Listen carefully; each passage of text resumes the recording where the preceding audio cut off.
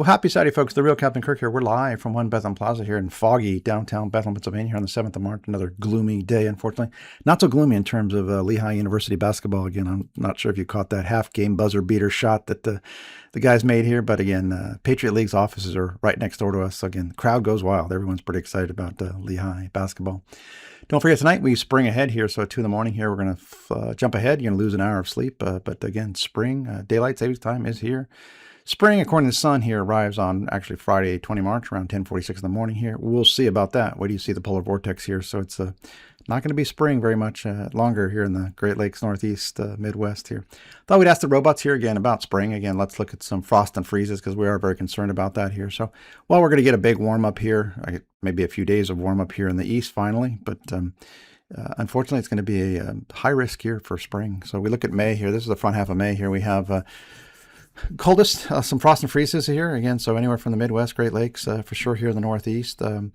Coldest in 5-6+ years again. So late frost and freezes are a concern. We have our garden category index here. Bottom right chart here is the worst sales performance in 7 years, down about 22%. Obviously, if it's frost and freeze and cold and wet, we're not going to be out in the garden much again. So that's a negative trend. So again, least favorable for those categories in about 7 years.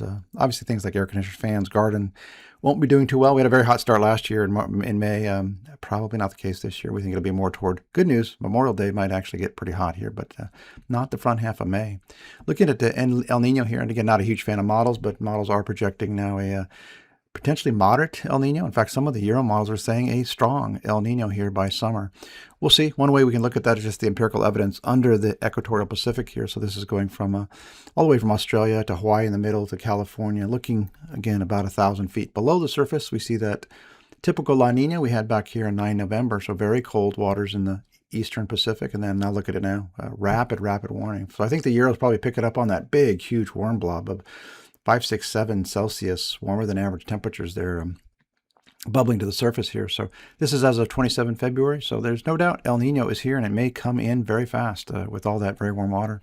One big change we'll see under this pattern here that's in our year-ahead projections is a drought right now. 74% of the countries in dry to drought phases. That will plummet, we believe, to south of 41%, maybe even down into the 30% range here. So it'll take a while to hit the West Coast. They're going to be dry probably until late fall, winter. But the rest of us here probably going to see a pretty wet summer, fall pattern shape up.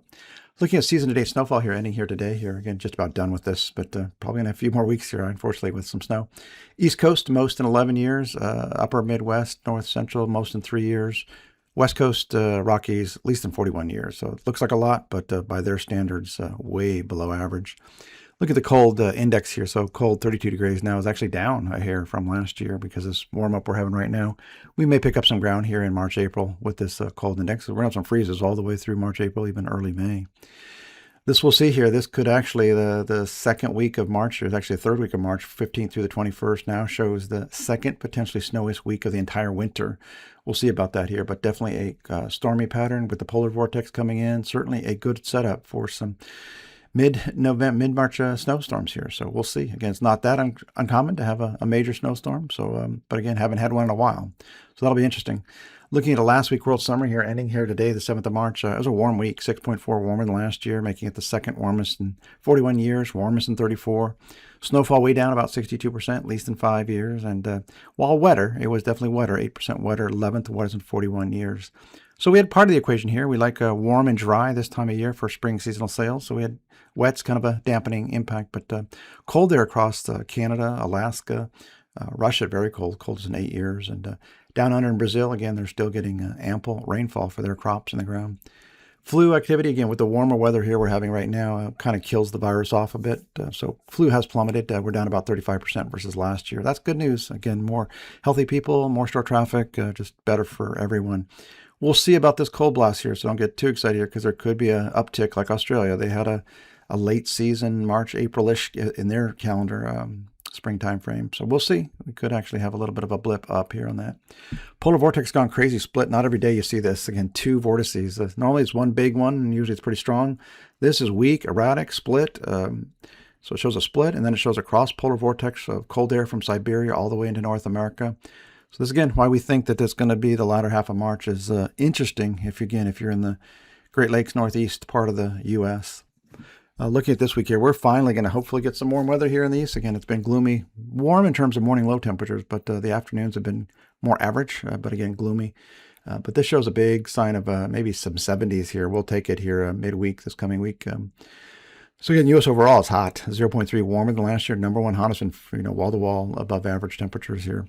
Now, inset left map there shows actually even though this is warm in the Midwest, it's actually much, much colder than the record heat they had last year. So cooler year on year is definitely not going to drive exponential sales year over year. Snowfall way up about 384%, most in 3 years. And rainfall, again, up about 177%, wettest in 7 years. So again, we have some of the equation here. We've got warm, but we've also got more snow, more wet. Not the ideal scenario, but if you're going to pick a good spot, you pick the West, the Rocky Mountains, where it's kind of their winter theme here of warm, dry weather. 6-day snowfall outlook, not a bunch here in the next 6 days. Again, about 130% more than last year. We'll go through these pretty quick. Sunday, Monday.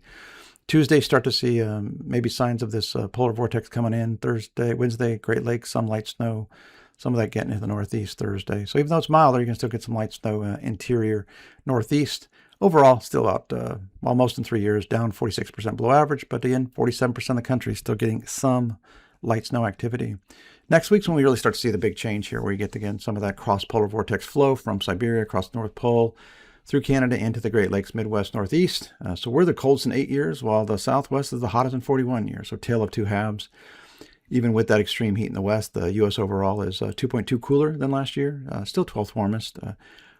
Snowfall could be off the scale here. We'll see. Again, this is the big week here, so it's saying 425% more than a year ago, most in 9 years, second most in 41 years.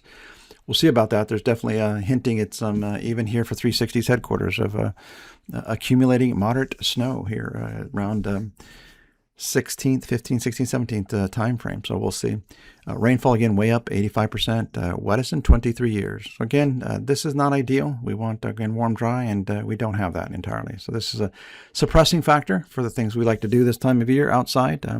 Good news is it does tend to suppress pollen and whatnot. So again, allergy suffering may get off to a slow start here in March.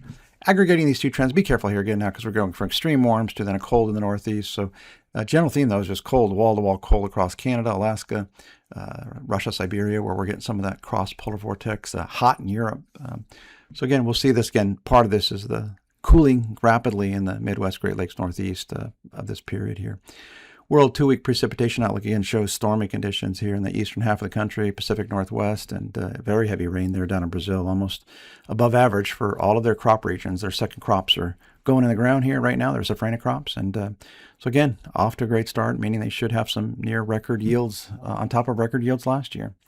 So that, folks, have a great week ahead here. Again, don't forget you can sign up for this email blog video in your email every Saturday afternoon. Go to weathertrend360.com/newsletter/captains-log/subscribe. And again, the free newsletter every Saturday. So that, folks, have a great week ahead, and we'll talk to you again this time next week.